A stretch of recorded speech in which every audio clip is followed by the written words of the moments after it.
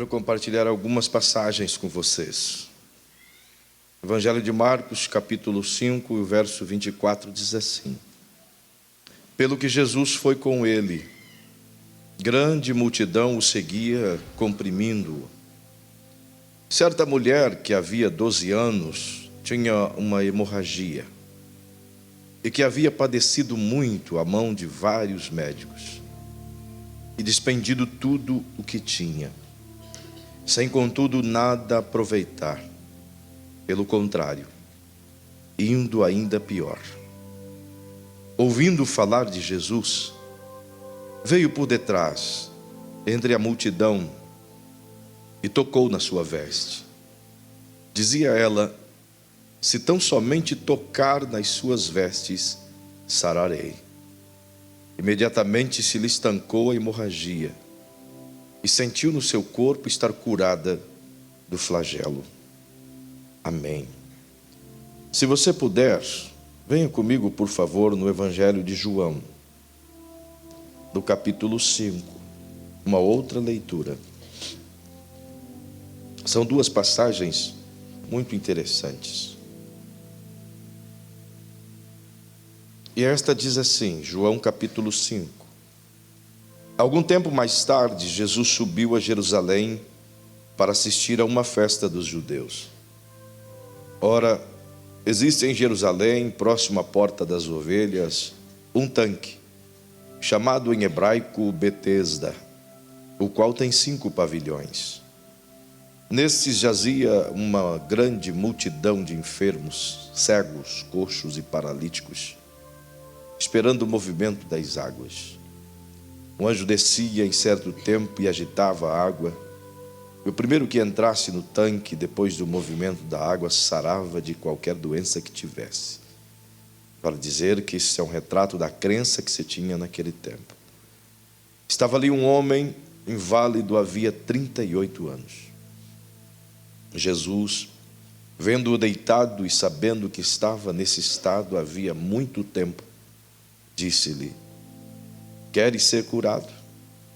Respondeu-lhe o enfermo: Senhor, não tenho ninguém que me ponha no tanque quando a água é agitada. Enquanto estou tentando entrar, desce outro antes de mim. Então lhe disse Jesus: levanta-te, toma a tua esteira e anda. Imediatamente o homem foi curado. Tomou a sua esteira e pôs-se a andar. Aquele dia era sábado. Amém. Nós temos aqui duas passagens extraordinárias, com milagres igualmente extraordinários. Naturalmente, tudo aquilo que vem de Jesus é extraordinário, justamente porque ele irrompe contra as nossas certezas, irrompe contra a nossa lógica e com tudo aquilo que a gente conhece ou tem entendimento de, seja de ciência ou seja da experiência física. Tudo que Jesus faz nos convida a um aprendizado, tudo que ele diz nos convida a mudar algumas atitudes dentro de nós e aprimorarmos outras.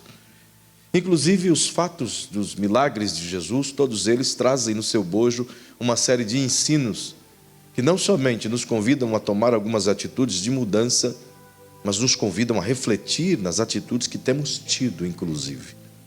E perceba que nessa última passagem, do qual fizemos menção, como disse, muito conhecida e talvez até pregada por muitos neste lugar, e até por você mesmo, dita e estudada.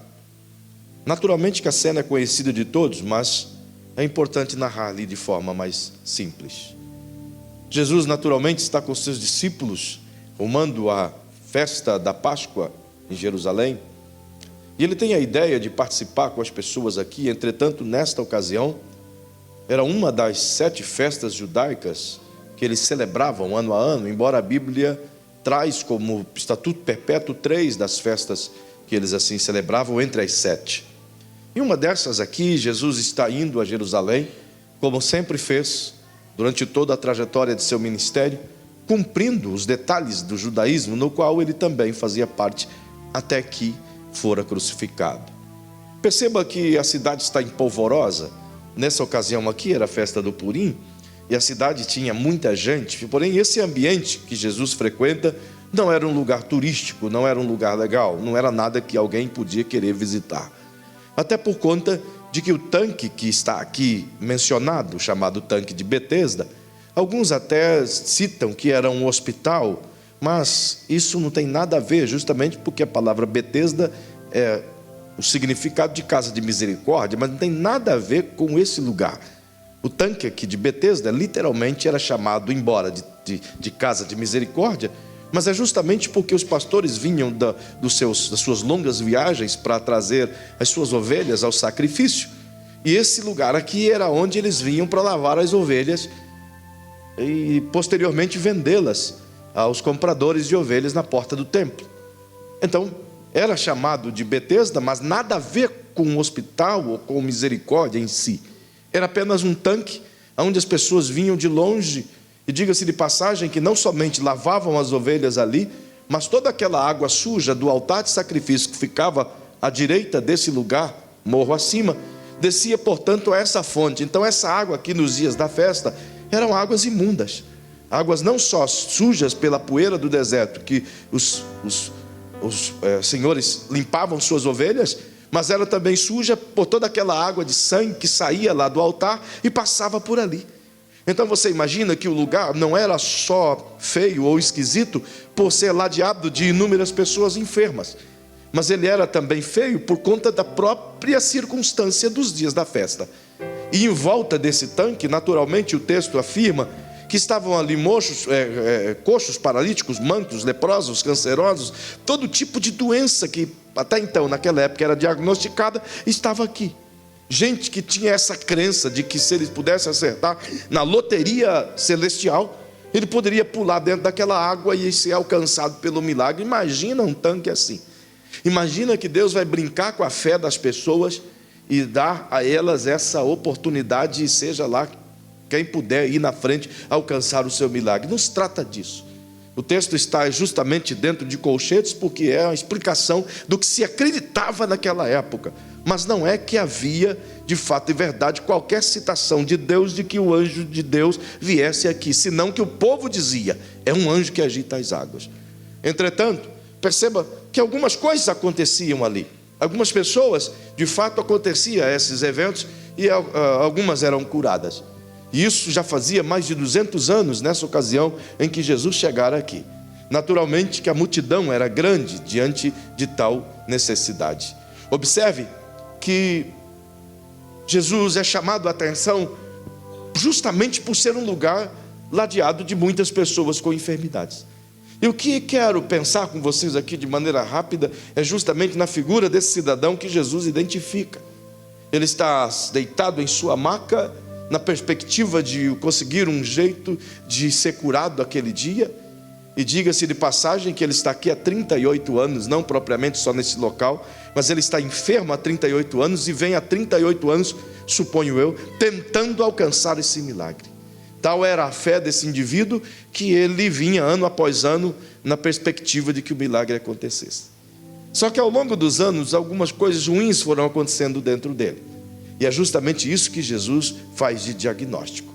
Quando ele chega nesse indivíduo, perceba que não estava ele sozinho ali. Tinha muitos outros. E com certeza existiam outros com situações piores, creio eu.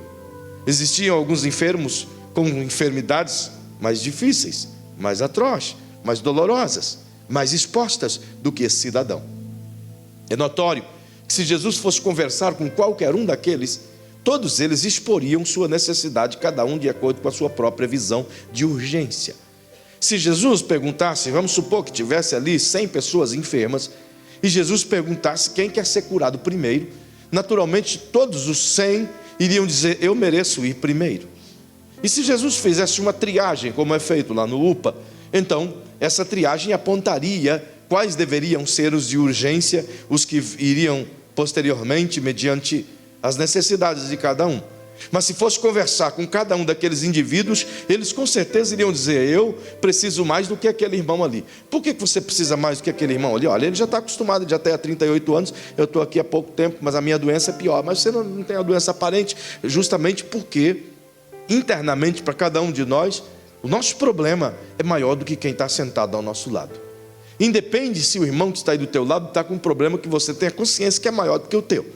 Entretanto, para ti, diante da oportunidade da bênção, dificilmente vai alguém na frente dizer assim: passa a minha vez para você. Dificilmente. De todas as pessoas que estavam enfermas aqui, todos soubessem que Jesus ia curar, nenhuma dessas pessoas aqui iria dizer uma para outra: escuta, eu estou aqui há muitos anos esperando a cura, mas o Messias tem um milagre, pega a minha senha, vai na frente. As pessoas cortam senha até na farmácia do vermelhinho lá, que você tem que ter senha, sabe? Quanto mais para esperar um milagre. A gente vê as pessoas cortarem senha em todos os lugares. Imagina se suas necessidades físicas, com doenças e coisa e tal, não falasse mais alto. Perceba, portanto, que aqui nessa seleção iria ser feita, naturalmente daria uma guerra tamanha aqui. Por quê? Todos diriam para Jesus: eu mereço primeiro. Imagine que tenha pessoas aqui que também, igualmente é cidadão, tenha tentado 1, 2, 3, 4, 5, 10, 20 vezes e até então não conseguira ser curado. O texto diz que jazia nesse lugar paralíticos, coxos, mancos, doentes de todo tipo de enfermidade. O texto diz isso. Então esse cara não estava sozinho aqui. Havia toda essa quantidade de gente que esperava por sua vez um milagre. Mas Jesus se interessou em observar esse cidadão.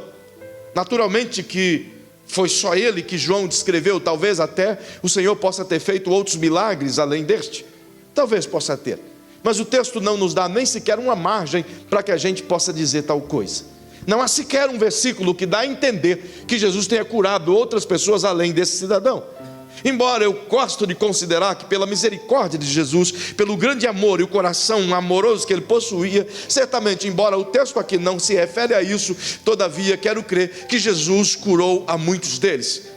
Quero acreditar que os outros curados que não estão expostos pela fala de João, estão centrados naquela condição que o mesmo João escreveu lá no capítulo 19, dizendo: ele fez muitos outros milagres e não havia livro tal qual eu pudesse escrever todos os milagres que ele fez, nem juntando todos os livros da terra.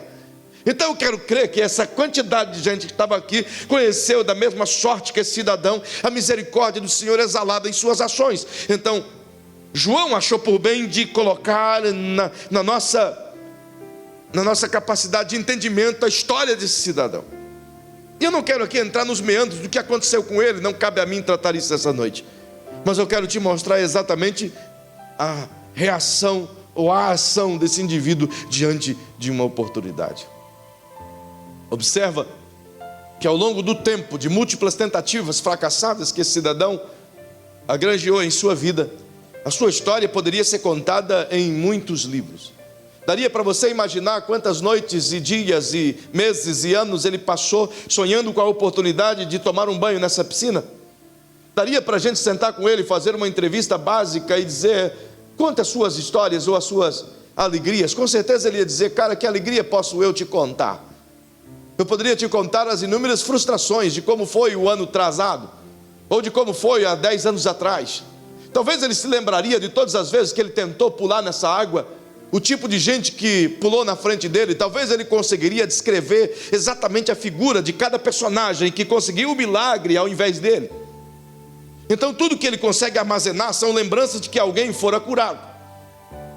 E essas imagens de alguém que fora curado na frente dele, embora ele mesmo disse que ele tentou, mas não conseguira, pode produzir dentro de qualquer pessoa duas coisas muito básicas. A primeira é uma reação a favor de si mesmo, e a outra é uma reação contrária a si mesmo. A primeira reação a favor de si mesmo é que esse cidadão poderia olhar para qualquer pessoa que antes dele fora curada e dizer: se ele foi, eu posso ser também. Se ele conseguiu, eu posso alcançar também. Essa deveria ser a primeira reação que provoca em nós.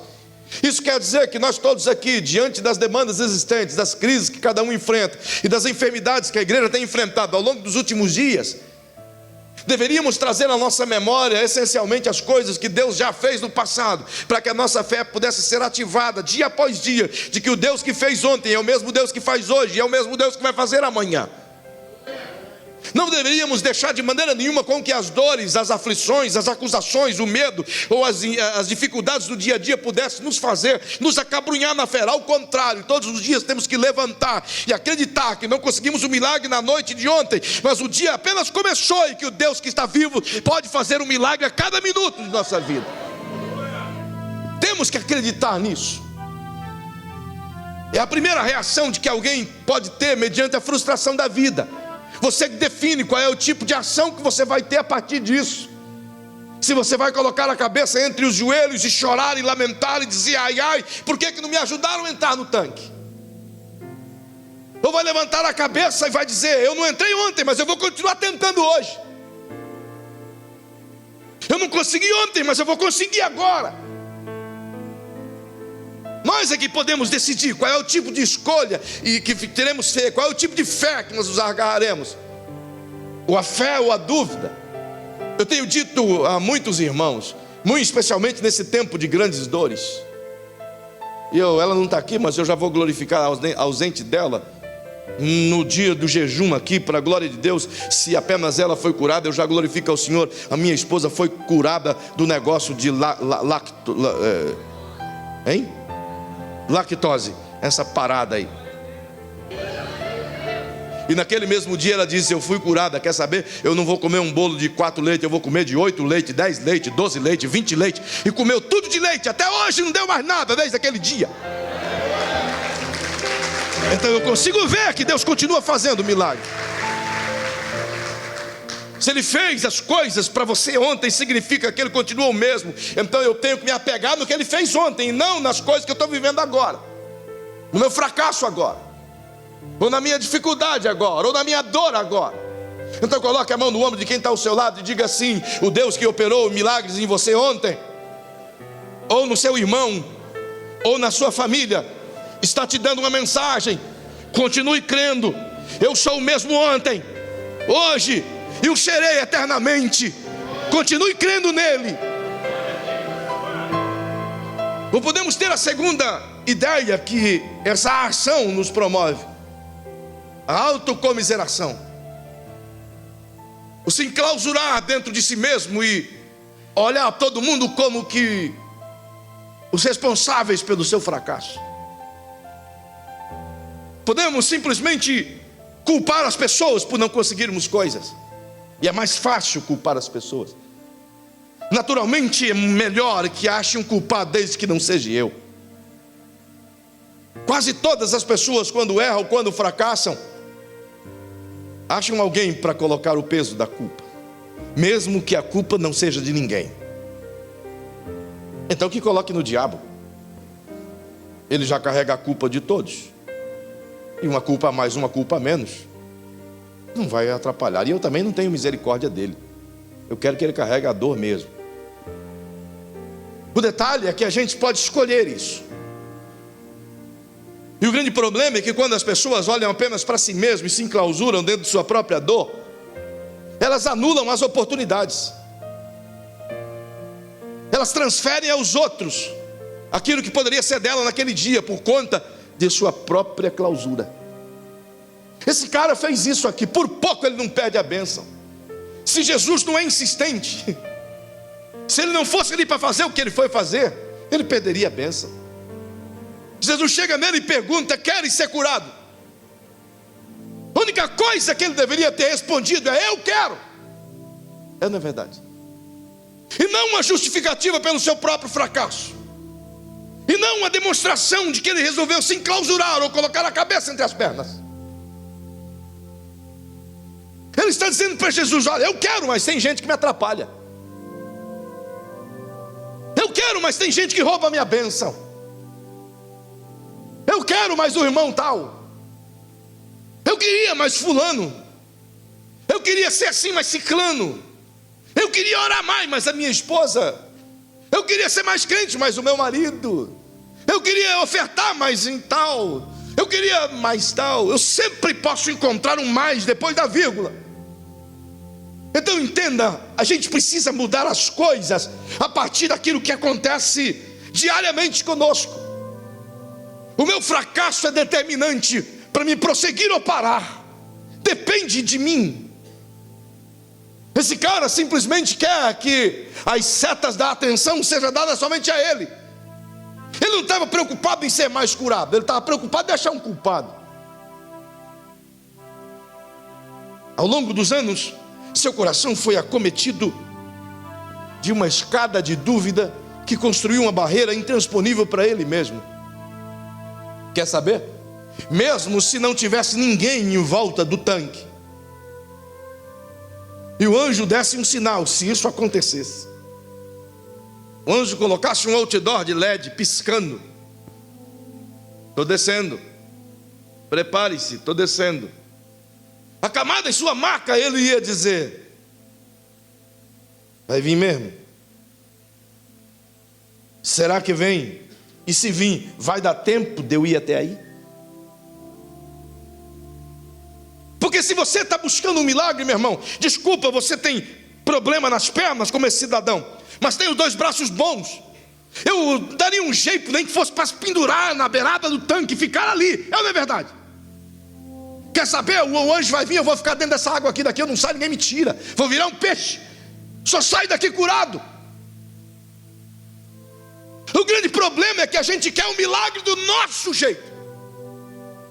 Aconteceu assim há 6 anos atrás, há 10 anos atrás, tem que acontecer assim de novo. Esquece, Deus é um Deus de novidade. Ele nunca faz a mesma coisa igual. Ele sempre vai criar coisas novas em movimento.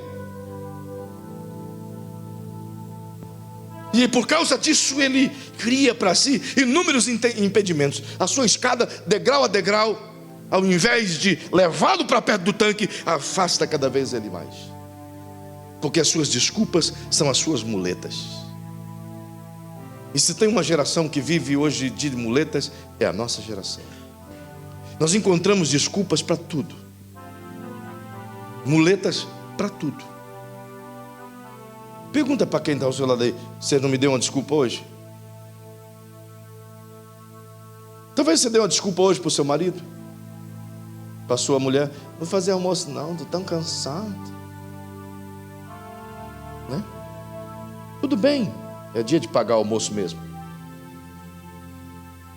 A gente encontra muletas para vir ao culto, muletas para trabalhar, muletas para ler a Bíblia, muletas para orar, mas a gente joga as muletas para ir no churrasco, para ir na festa de aniversário, para tirar férias, para ir para a praia, para sair com os amigos.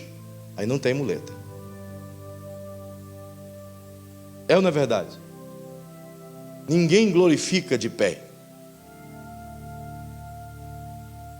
A gente faz exatamente com esse cidadão. Quando é as coisas que dependem de Deus, nós deitamos em nossa maca e dizia: aí, quando é que meu milagre vai chegar? Quando é que o Senhor vai mandar o anjo para fazer minha cirurgia?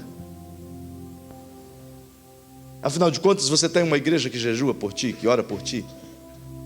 Então, se eu tenho uma igreja, para que eu vou orar? Se eu tenho alguém que jejua por mim, para que eu vou jejuar? Se eu tenho um anjo que vai vir sacudir a água aqui, para que eu vou fazer esforço? Que o pingo da água caia na minha cabeça. Estou deitado aqui, Deus pode fazer muito bem isso. O anjo agitou a água de tal maneira que uma gotinha da água vá na minha cabeça. Água benta. Não é?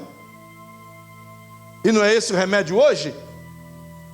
Se eu orar aqui hoje, dizer: queridos, revelação, eu vou orar por essa água, você vai levar esse copo para casa, você vai beber, teu cabelo vai crescer, tua unha vai ficar de boa, nunca mais vai usar manicure, porque tua tinta nunca vai sair, enfim. Seria bênção, não seria? A manicure acharia horrível. Mas se eu orar aqui e dizer: essa água aqui, ó, o irmão Eduardo, cadê? O irmão Edson bebeu, já começou a nascer cabelo, olha lá. Meu irmão, pode ter certeza que haveria uma fila gigantesca. Me arruma um copo desse, pelo amor de Deus. Faz fio? Faz. Então me dá 2. Entende? O que esse cara fez, nós fazemos todos os dias. Nos acomodamos com as nossas dores e elas passam a ser nossas companheiras. Então agora, por conta dessas situações, ele criou um sentimento de fazer o quê? É assim mesmo. Eu vou morrer aqui nessa maca. Por que você vai morrer aí? Porque não tem ninguém que me ajude. Eu vou morrer aqui vazio, porque não tem ninguém que me dá comida, não põe papinha na minha boca. Eu vou morrer aqui sem produzir nada, porque não tem ninguém que me ensine a ligar a máquina. Vou ficar no escuro, porque não tem ninguém que aperta o interruptor. Sabe? Que tipo de reação nós podemos ter diante de tal situação? Não deu certo de um jeito, tem que tentar de outro jeito. Não conseguiu ir desse lado, sei lá, se joga através de um trampolim, pega o anjo no ar, cria alguma maneira. Está aí angustiado na expectativa de uma porta de emprego há 10 anos e o emprego não se abre, cria alguma coisa. O emprego nunca vai se abrir. Bota a cara no chão e Deus vai te dar uma ideia que vai te sustentar o resto da vida com uma ideia só. Ele é poderoso para fazer isso ou não é? Então chacoalha o ombro do seu irmão e diga: não é hora de ter dó de si mesmo. É hora de avançar. Você caminha e Deus abre as águas para você.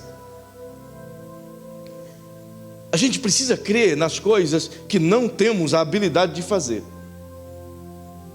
E Deus há de fazer aquilo que a gente não consegue fazer.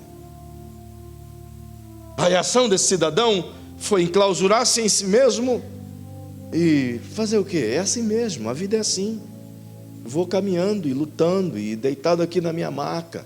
Entra ano, sai ano, eu vejo pessoas ser curadas, mas fazer o quê? Tem uma moeda aí? É por aí assim. E a gente acaba criando mecanismos que nos torna confortáveis em um ambiente de desconforto. Está desconfortável, mas é como há poucos dias eu afirmei lá em Jericó.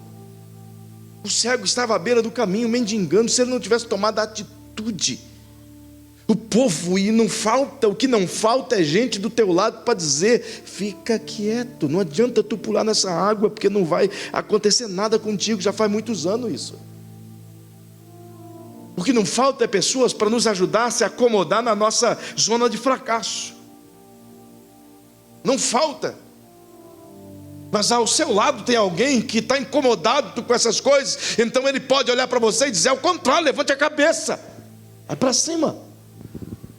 Eu gosto da expressão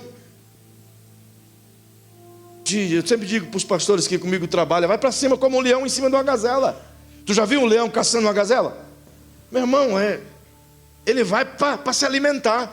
E a gazela diz: ou eu corro ou eu vou virar alimento. Sexta-feira eu estava aconselhando um pastor em um dos que mentorio, e ele dizendo: pastor, meu Deus, estou numa luta, rapaz, uma crise, uma situação desagradável, a igreja não cresce, olha, está tudo difícil, eu estou procurando emprego, e eu não sei, a coisa está assim. E eu digo: conte só um pouquinho do histórico de sua vida diária. Ele diz: então, eu aqui visito os irmãos, aí vou procurar um trabalho, chego em casa, fico com a esposa, faço ali um joguinho com as crianças, aí durmo 3, 4 horas da manhã, aí, sabe, aí eu levanto 11 horas e vou procurar trabalho.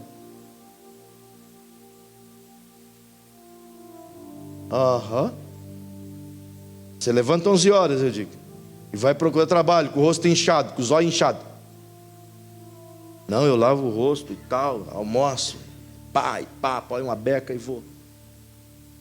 Eu digo: querido, eu não contrataria você nunca, porque eu aprendi na vida que o homem precisa acordar antes de todo mundo. Às 7 horas da manhã já tem gente com a camisa molhada, você não pode estar na cama deitado não, afinal de contas, o homem nasceu para trabalhar. Mas eu vou se levantar cedo para fazer o quê? Eu digo: para procurar emprego cedo,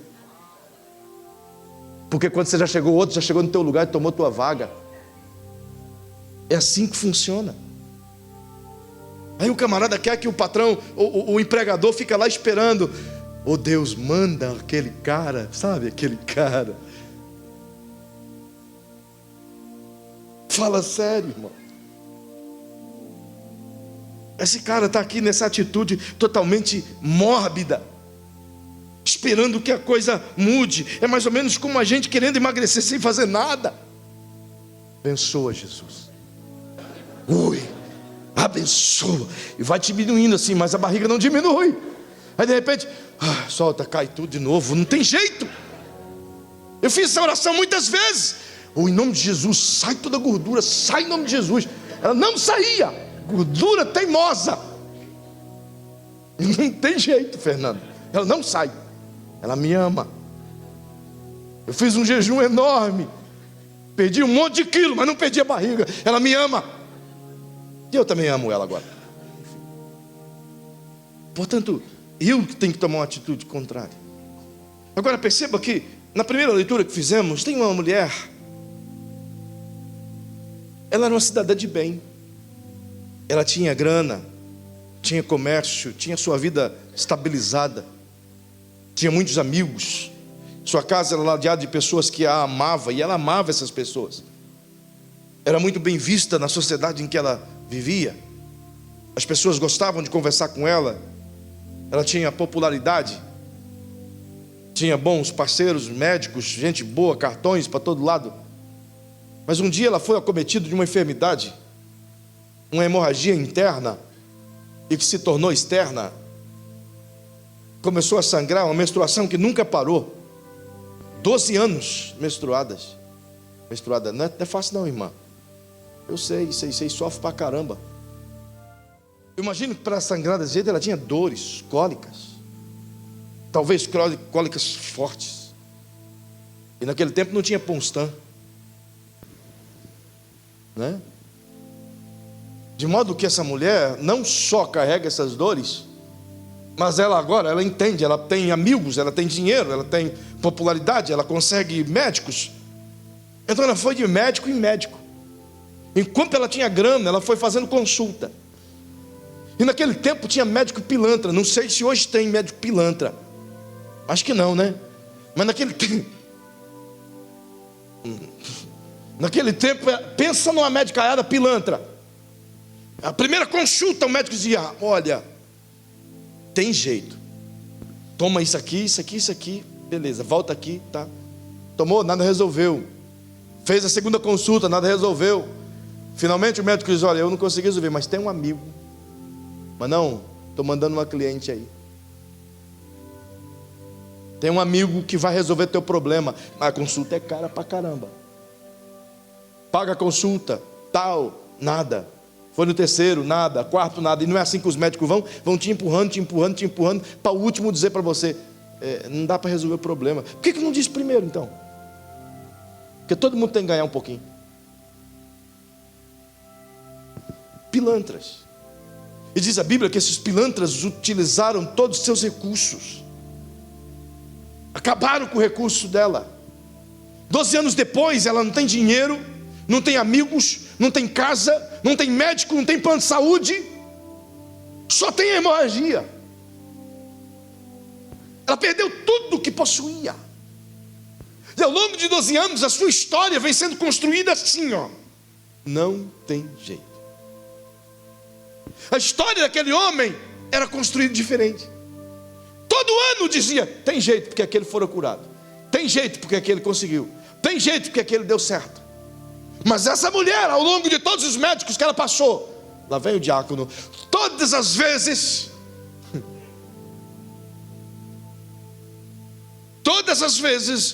os médicos diziam: não tem mais jeito. Agora imagine quantos nãos essa mulher recebeu na vida. É na verdade. Então que tipo de história ela construiu ao longo de 12 anos? Vou morrer à míngua. Não tem mais jeito para mim. Não existe possibilidade para eu ser curado. A Bíblia diz que ela gastou tudo com todo tipo de médico, sem nenhum deles poder ajudá-la. Ela gastou tanto, que sabe o que lhe sobrou agora? Ela não tem mais família, não tem mais casa. A sua igreja a expulsou porque a sua doença, pela lei de Moisés, ela não podia frequentar lugares religiosos, pois ela se tornou impura. Então ela não podia nem buscar a Deus no lugar que era o lugar dos desesperançados. Ela não podia tentar conseguir esperança. Afinal de contas, ela era impura. Mas com o que ela se tornou impura? Ela foi acometida de uma doença. Não era o tempo de exercer misericórdia. E tudo que ela colheu foi a repulsa, a expulsão. Então agora ela tem trapos, são os seus vestidos. Ela tem um mau cheiro terrível, porque ela não tem mais onde se cuidar. Ela não tem amigos para preparar um lugar para ela estar. O que sobrou para ela é o chão e o desprezo das pessoas. Então ela está acostumada com o desprezo e com o não. Percebe se não é diferente? O primeiro homem, na leitura que lemos, ele está enfermo, é verdade, mas ele tem mãos que ele pode ir onde ele quiser, ou pode mexer onde quiser. Ele está em falta de uma possibilidade, de um milagre, do qual centenas e milhares de pessoas já passaram. Tem um monte de gente em volta dele. Só que agora essa mulher não tem nada. Aquele cara podia olhar para o tanque e dizer: ainda tem esperança. E quer saber? Jesus foi até ele. Ele está deitado no chão e Jesus vai a ele, pastor Vando. Essa mulher está nas ruas, ela tem que ir rastejando atrás de Jesus. Percebe o quanto ele tinha à disposição? Agora, o que sobrou para ela? Com a sua dor, alguém balbucia aos seus ouvidos de que Jesus faz milagres. As pessoas apenas testemunharam o que Jesus já havia feito. Ela nunca havia visto Jesus fazer nada. Diga para quem está ao seu lado: ela nunca tinha visto um milagre de Jesus. Nesse ponto, Anderson, eles se coadunam, porque aquele cidadão também nunca havia visto o milagre de Jesus. Nunca. A diferença é que aquele cidadão tem Jesus parado na frente dele, e Jesus faz a pergunta que qualquer um de nós aqui gostaria de receber. Jesus diz: quer ser curado? Pergunte para a pessoa bonita, cheirosa, pertinho de você e diga: e se Jesus fizesse uma pergunta endereçada a você essa noite? Quer uma bênção para a tua vida? Talvez para você seja uma cura, talvez para outro seja uma porta aberta de um emprego, de um processo, de uma venda, de um negócio.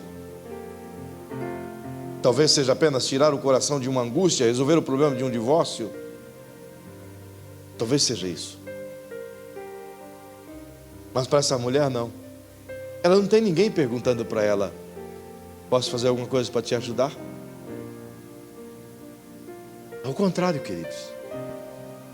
Quando ela se depara com a oportunidade que alguém lhe diz que ela poderia ter, ela ainda não tem essa certeza de que ela vai conseguir, mas uma certeza ela armazenou dentro do seu coração.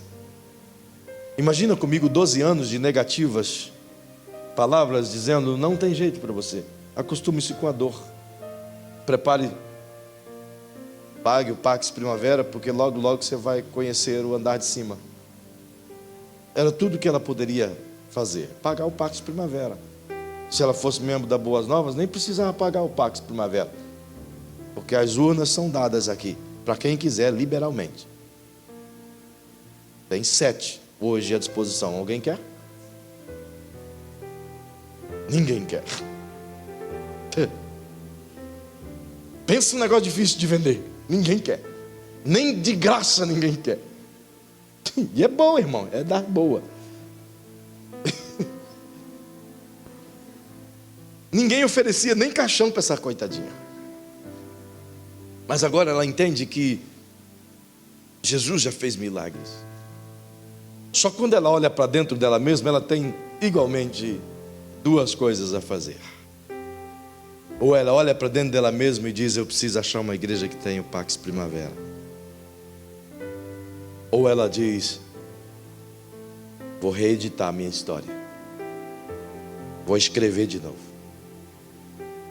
Todas as vezes que ela olha para dentro dela, tudo que vem à mente dela são as respostas dos médicos dizendo: não tem jeito. Não tem jeito. Não posso fazer mais nada. Os recursos nossos se esgotaram. Quantos aqui já ouviram dos médicos dizerem exatamente isso? Olha, agora só Deus. A nossa parte já fizemos. agora é só Deus. Ela ouviu isso a vida inteira. Então, se ela olhasse para dentro dela mesma, a única coisa que iria sobrar é: não posso fazer mais nada. Essa é a história dela. Só que ela decidiu reeditar tudo isso, realinhar a sua fé. E como isso aconteceu? Marcos narra esse fato. Ele diz que ela pensou e disse consigo mesma. A palavra grega utilizada aqui em falar consigo mesmo tem o significado de repetir até que se torne real. Então ela olhou essa cena e ela começou a dizer para ela mesma: se eu apenas tocar, serei curada. Mas ainda estava lá: não posso fazer nada, não tem mais jeito. Então ela começou de novo: se eu apenas tocar na veste dele, serei curada. A história dela dizia: não tem mais jeito, você é impossível cura. E ela dizia: se eu apenas tocar na orla do manto dele, serei curada. Se eu apenas tocar, serei curada. Se eu apenas tocar, serei curada. Se eu apenas tocar, serei curada. Dentro dela aquilo foi crescendo e aquela negativa foi diminuindo, e ela ia rastejando: se eu apenas tocar, serei curada. Se eu apenas tocar, serei curada. Se eu apenas tocar, serei curada. Sabe o que isso quer dizer? Você é responsável por reconstruir a história da sua própria vida, do teu milagre. Você é responsável por abrir a porta da bênção de Deus para essa semana. Você é responsável por começar a sua segunda-feira um dia abençoado. Não é Deus que vai fazer isso, é você que vai fazer isso pela sua fé. Não é Deus que vai abrir uma porta para você, Ele já abriu. Ele simplesmente quer que você mexa o trinco. Ele quer que você abra a sua boca e reedite a história da sua vida. Se você não crê naquilo que está no teu coração, como é que o milagre vai vir? Jesus disse que é do coração que procede todas as coisas, inclusive a minha incredulidade. Eu preciso reeditar a minha maneira de pensar, para que o meu novo começo seja abençoador. As múltiplas mensagens negativas do não dá, do não pode, do fracasso, tem todo dia na minha mente. Não tem um dia só que o inferno não te bombardeia com o não das coisas dele. Tudo que o diabo quer fazer você se lembrar é do fracasso. Pode observar. Inclusive as pessoas que se aproximam de nós, a grande maioria delas nunca se aproxima para te abençoar. Quer ver a prova? Qualquer diálogo que você encontrar num cristão, sabe qual vai ser a prosa inicial dele? Como é que você está, irmão? Rapaz, eu estou com a dor no rim da pega, irmão. Você não sabe, e eu então? Além do rim, estou com a dor na coluna, irmão. Não sei de onde veio. O irmão diz: rapaz, dor na coluna? Rapaz, eu estou com uma enxaqueca tão terrível, já faz 10 dias que não sara.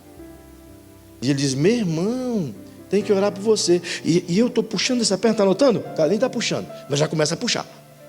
Porque parece que crente gosta de falar para o outro que está ruim. É ou não é verdade? Lá na farmácia então, o Vando gosta. Manda lá para a farmácia dele. É ou não é verdade? Quantos aqui tiveram essa experiência essa semana de se reunir com qualquer pessoa e o assunto que começa nunca é bênção, mas é sempre a dor? É ou não é verdade? Levanta a mão. Está vendo? Ninguém quer levantar a mão, porque todo mundo faz isso. Quando não é as dores, é Bolsonaro. É problema, irmão. A gente só consegue falar das derrotas. É ou não é verdade?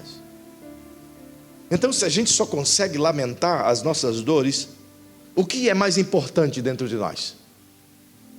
Pergunte para quem está ao seu lado: se a minha boca consegue lamentar mutimamente as dores, o que é prioridade para mim? As dores. Você entende disso? As dores. Quando a companhia principal no meu diálogo são as minhas próprias lutas, eu ressalto ela, eu elevo ela, eu enalteço ela. Isso é um fato, irmão. Quanto mais eu falo das minhas dores, mais doente eu fico. O meu corpo absorve tudo isso. A minha alma espera isso, porque quanto mais eu falo das minhas dores, mais atenção eu vou chamar para mim. Mais dozinha as pessoas terão de mim. Essa mulher entendeu isso. Ela viu que ela tinha oportunidade. Mas você não vê em nenhum momento aqui, e permita só acentuar as dificuldades que ela possuía. Primeira dificuldade: as suas vestimentas não lhe permitia se aproximar da multidão. Não, senhores. Imagine o nível da vergonha que essa coitadinha sentia ao olhar para si mesma, para os seus trapos. Naquele tempo não tinha mods.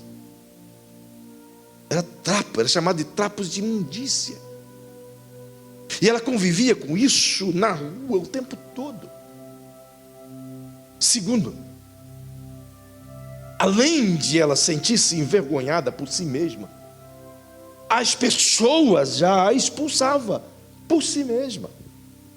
Ninguém queria ou permitia essa mulher por perto. Então, além de ela se sentir excluída, a multidão a excluía. Terceiro, o sistema religioso criou entre ela e Jesus uma barreira gigantesca. Diferente daquele cara deitado na maca que construiu uma escada de barreira. Ela não, a religião construiu. Ela queria, mas havia um muro impedindo. Quarto, aquelas mesmas pessoas que antes iam na casa dela, agora são as pessoas que separam ela de Jesus. É uma multidão que ela tem que atravessar. E ninguém iria lhe abrir caminho. Quinto, ela sabe que ela não pode se aproximar de Jesus, pois ele é reconhecido como um rabino. E qualquer pessoa com esse tipo de enfermidade que tocasse em um religioso, seja saduceu, fariseu ou rabino, era digno de ser apedrejada. Então ela iria colocar a vida dela em risco para simplesmente se aproximar de Jesus. Mas ela já está à morte. As barreiras que ela possui são imensamente maiores do que aquele cara deitado na maca. Você concorda comigo? Vocês concordam comigo? Ele está sentado, deitado na maca, e tudo que ele responde para Jesus é: eu queria, mas não tem ninguém que possa me ajudar. Ela está se desfazendo em sangue.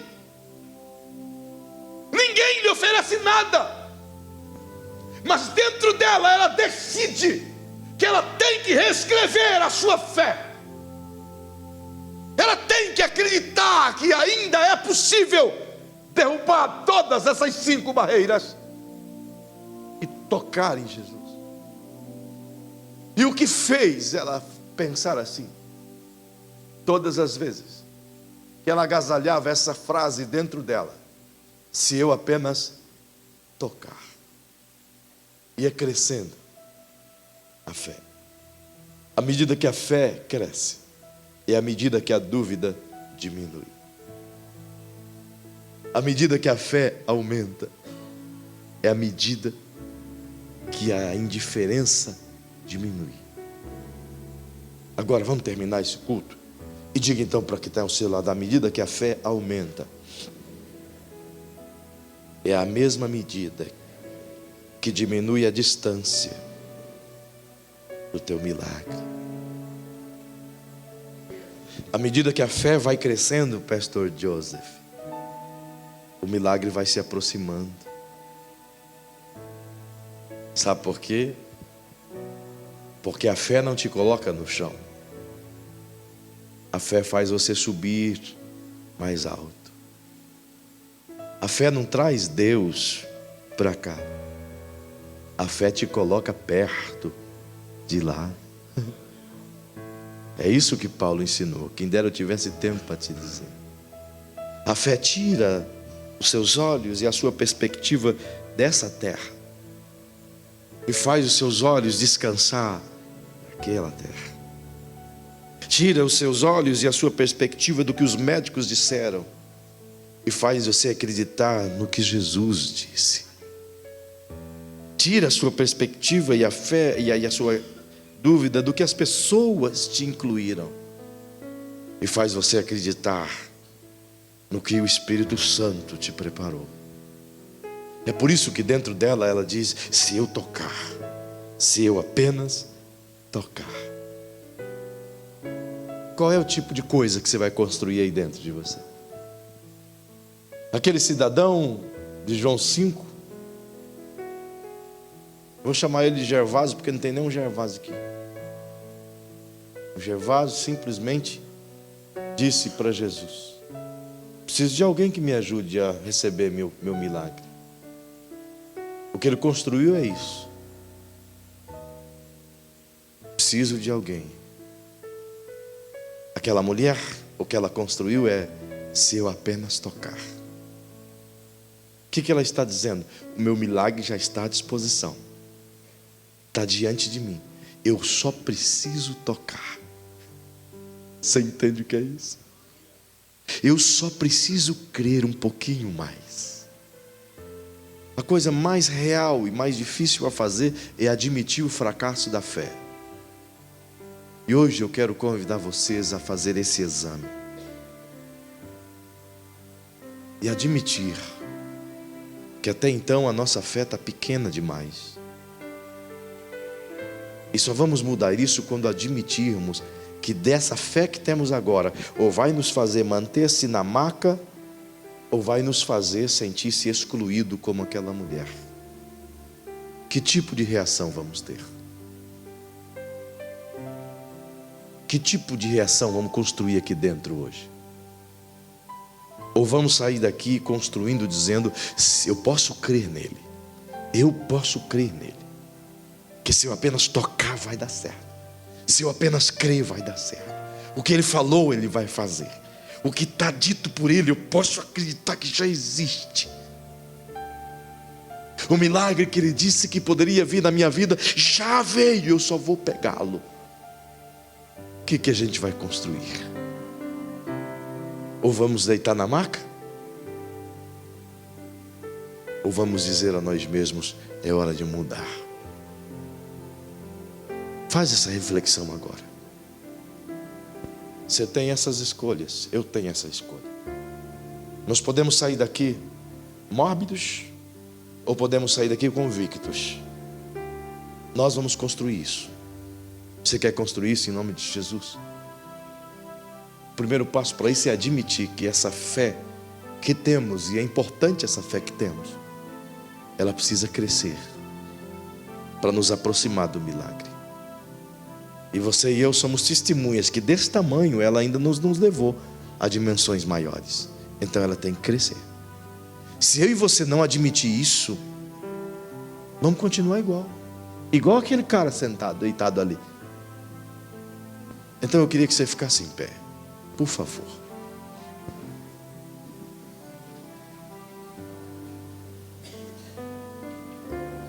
Três coisas para você guardar no seu coração. A primeira: o único mais interessado em que você não construa essa fé se chama Satanás. É o primeiro. Segundo, ele só quer que você não creia, que você não construa essa fé, porque ele é um derrotado e para ele não tem mais jeito. Terceiro, diga para quem está ao seu lado: o que mais irrita o diabo é porque ele sabe, para ele não tem mais jeito, mas para você, credo. Eu vou dizer de novo, na expectativa de que haja um entendimento. O diabo, ele se irrita constantemente, e a maior frustração dele é porque ele sabe que tudo que ele fez e tudo que ele é não tem mais jeito, é aquilo lá e acabou. Mas todas as vezes que ele olha para você, irmão, A irritação é gigantesca porque ele tem que admitir que para cada uma das pessoas que tem aqui dentro, não só tem jeito, mas está feito. Está feito. Então, pastor, o que eu tenho que fazer? Se eu apenas Se eu apenas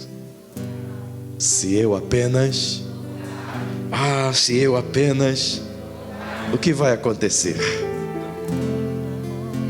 Se eu apenas crer, Ele vai agir do jeito que Ele quer. Eu preciso orar com vocês hoje. Eu sei que Ele está doido para cantar, e Ele vai cantar. Mas eu quero orar com pessoas aqui que querem desafiar a si mesma e romper a fé, querem construir essa fé. E eu estou falando com pessoas que todo dia o diabo te alveja, te atinge, te ataca para diminuir a tua fé. Ele faz os seus olhos descansar em cima das dificuldades todo dia, a tal ponto que você não consegue olhar no futuro que Deus preparou para você. Você só consegue olhar no presente que te faz sofrer, mas não consegue olhar no passado que Deus te tirou, e nem no futuro que Deus te preparou. Então eu quero orar por você essa noite. É um desafio, a maior luta nossa é a luta com a fé. E hoje, diferente de outros dias, se você admite que essa fé é pequena, mas que Deus ajude você a crescer em fé, o Espírito Santo está aqui para te aumentar a fé. Então eu vou te pedir, se você quiser, sai do seu lugar, eu quero orar por você, porque eu preciso de você com fé. Eu quero uma igreja cheia de fé. Eu quero uma igreja que acredita no Deus de milagre, no Deus do impossível. Sai do seu lugar e vem aqui. O que você vê agora? Pois esse é o sinal. Venha. Que a tua chuva vai descer. Venha. Não importa quanto, se você tiver que ficar nos corredores, venha. Do tamanho da mão de um homem. Venha. Esse é o sinal. Venha, em nome de Jesus. Que a tua chuva vai descer. É um tempo diferente. Eu vejo uma pequena nuvem do tamanho da mão de um homem.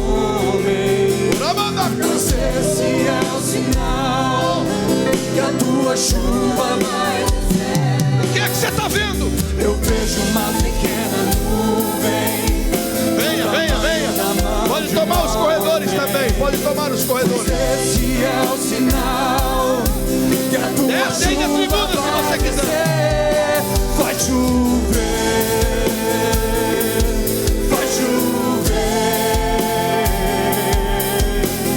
Abra as comportas do céu. Última vez eu convido.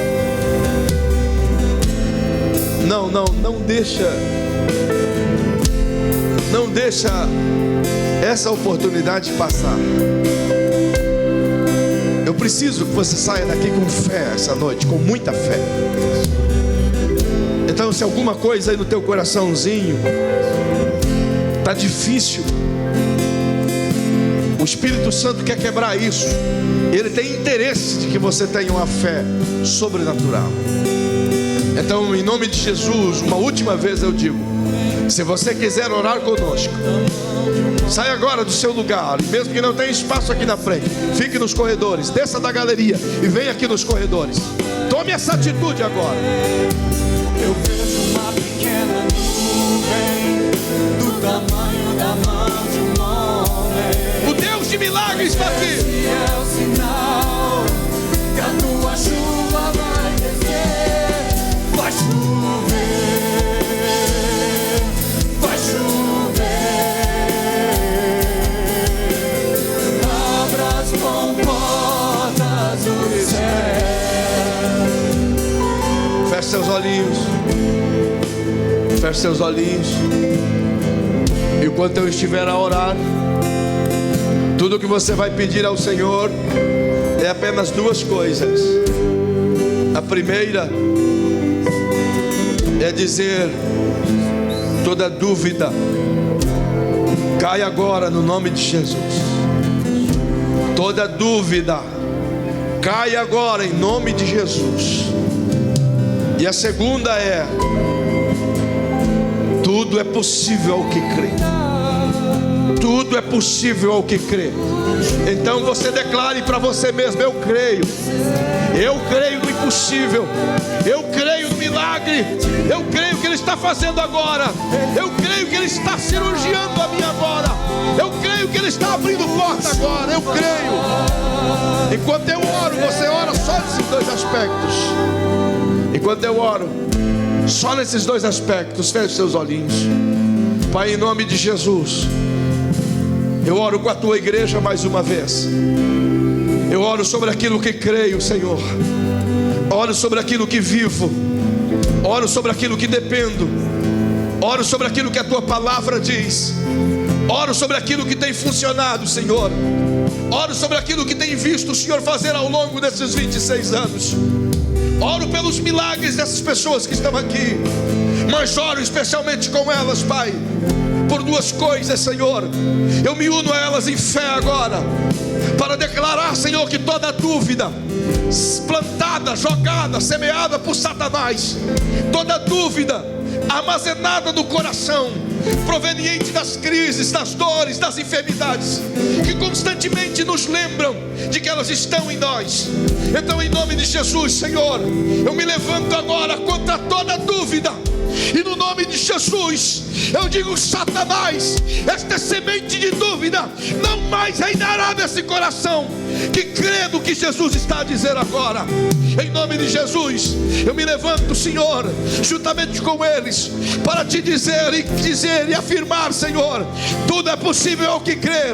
Então, em nome de Jesus, Pai, eu creio nessa porta aberta, eu creio nesse milagre, eu creio nesse câncer saindo, eu creio nessa cirurgia feita por ti, eu creio nesse milagre, eu creio nessa cura, eu creio, Senhor, eu creio, eu creio, eu creio, eu creio, eu creio. Vai chover, abra as comportas do céu. Vai chover. Em nome de Jesus, com seus olhinhos fechados. Eu não sei qual é o objeto da tua dor. Eu não sei qual é a razão de você clamar com fé agora. Então, eu vou dizer uma palavra e você complete a frase. Eu vou dizer: eu creio, e você concorde comigo completando a frase, porque só você sabe o milagre que você precisa. Se você precisa de uma porta aberta, de um negócio a ser fechado, de um processo a ser destravado, então eu vou dizer: eu creio. E você vai dizer para você mesmo que o meu processo vai ser destravado, que a minha cura está acontecendo agora, que o meu emprego está sendo aberto agora. Aquilo que você precisa é aquilo que eu creio. Então eu vou orar com você mais uma vez para terminar. E eu vou simplesmente dizer a palavra eu creio, a frase eu creio, e você vai completar ela pela fé. Exercite a fé. Não importa quantas vezes você tem que repetir isso agora, ou essa noite, ou a semana, mas reedite a tua história. Em nome de Jesus, eu creio, eu creio, eu creio, eu creio, eu creio, eu creio, eu creio, eu creio, eu creio, eu creio, eu creio no teu milagre, eu creio no teu emprego, eu creio no teu negócio, eu creio na tua bênção, eu creio na oportunidade, eu creio, eu creio, eu creio, eu creio, eu creio, eu creio, eu creio.